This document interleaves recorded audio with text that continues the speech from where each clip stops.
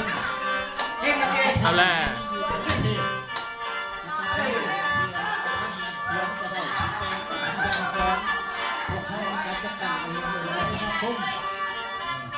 เป็นสมาคมคือการสมาคมของหลักแต่ว่าผมมีเงินเดือนผมมีงบประมาณผู้ขายเองนี่ก็ผมมีเงินเดือนเป็นสนิทเกี่ยวกับเรียนหนังสือเนี่ยคือเด็กเรียนหนังสืออ่านหนังสือนะ